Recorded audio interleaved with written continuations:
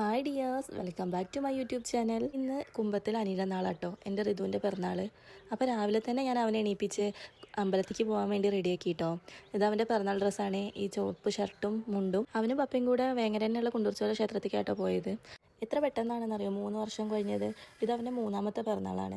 വർഷങ്ങളും ദിവസങ്ങളും മാസങ്ങളും ഒക്കെ പെട്ടെന്ന് കഴിഞ്ഞ പോലെ.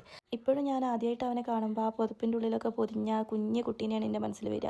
അങ്ങനെ അവൻ്റെ 28 ചോറൂണ്, 1ാം പിറന്നാൾ, 2ാം പിറന്നാളൊക്കെ കഴിഞ്ഞ് ഇതാ 3ാമത്തെ പിറന്നാളായി. അവൻ്റെ നാളായതുകൊണ്ട് തന്നെ നമ്മൾ നോൺ വെജ് ഒന്നും ഉണ്ടാക്കിയിട്ടില്ല കേട്ടോ. ചെറിയൊരു സദ്യയാണ് ഉച്ചയ്ക്ക് ഉണ്ടാക്കിയത്.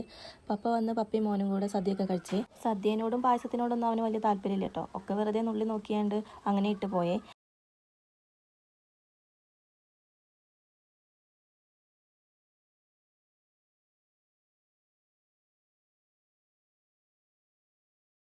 അപ്പോഴാണ് അവന് ഭയങ്കരമായിട്ട് ഹാപ്പി ആയത്.